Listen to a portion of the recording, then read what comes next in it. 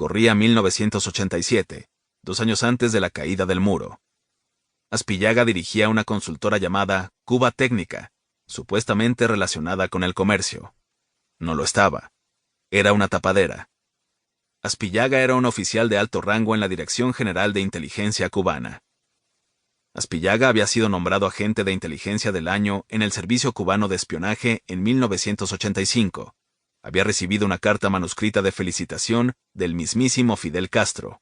Había servido a su país con distinción en Moscú, Angola y Nicaragua. Era una estrella. Desde Bratislava, dirigía la red cubana de agentes de la región. Pero, en algún momento de su continuado ascenso dentro del servicio de inteligencia cubano, se desencantó. Vio a Castro pronunciar un discurso en Angola, en el que celebraba la revolución comunista que había tenido lugar allí, y le horrorizaron la arrogancia y el narcisismo del líder cubano. Cuando fue destinado a Bratislava, en 1986, aquellas dudas se habían consolidado. Planeó desertar el 6 de junio de 1987. Se trataba de un elaborado chiste privado, pues en esa fecha tenía lugar el aniversario de la fundación del Ministerio del Interior cubano, el todopoderoso organismo que administraba los servicios de espionaje nacionales. Si se trabajaba para la Dirección General de Inteligencia, habitualmente se celebraba el 6 de junio.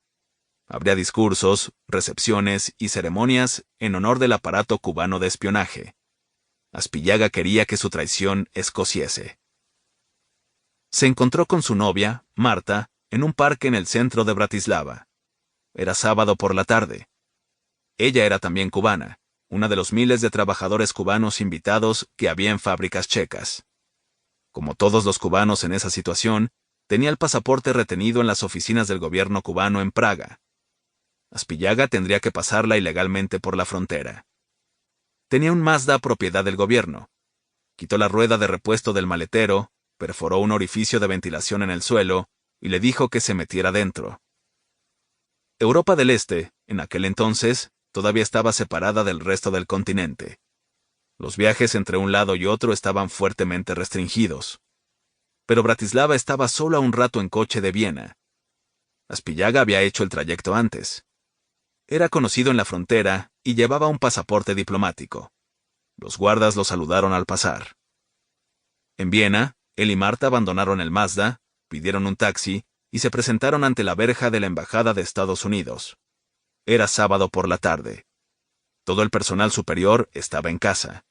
Pero Aspillaga no tuvo que hacer mucho para llamar la atención del vigilante.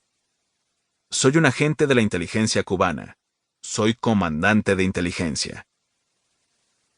En la jerga de los espías, la aparición de Aspillaga en la embajada vienesa se conoce como un fichaje. Un agente del servicio de inteligencia de un país aparece inesperadamente en la puerta del de otro país. Y Tini Aspillaga fue uno de los grandes fichajes de la Guerra Fría. Lo que sabía de Cuba, y de su fiel aliado, la Unión Soviética, era tan sensible que por 2 veces tras su defección, sus antiguos superiores del espionaje cubano lo siguieron y trataron de asesinarlo. Las 2 veces escapó. Solo se vio una vez a Aspillaga desde entonces. Lo hizo Brian Latell, que dirigió la oficina latinoamericana de la CIA durante muchos años. A Latell le dio el aviso un agente encubierto que actuaba como intermediario de Aspillaga. Quedó con el intermediario en un restaurante de Coral Gables, a las afueras de Miami. Allí se le dieron instrucciones para encontrarse en otro lugar, más cerca de donde estaba viviendo Aspillaga bajo una nueva identidad. Latell reservó una suite en un hotel, en un sitio bastante anónimo, y esperó a que llegara Tini. Era más joven que yo. Yo tenía 75 años. Él estaría entonces en la segunda mitad de los 60. Cuenta Latell, pero había tenido problemas terribles de salud. Quiero decir, ser un desertor, vivir con una nueva identidad, es duro. Pese al deterioro físico, Latell dice que era obvio lo que Aspillaga debía de haber sido de joven. Un hombre carismático, esbelto, con una cierta teatralidad y gusto por los riesgos y los grandes gestos emocionales. Cuando entró en la suite del hotel, Aspillaga llevaba una caja. La colocó sobre la mesa y se dirigió a Latell. Estos son unas memorias que escribí poco después de desertar, le dijo. Quiero que las tenga.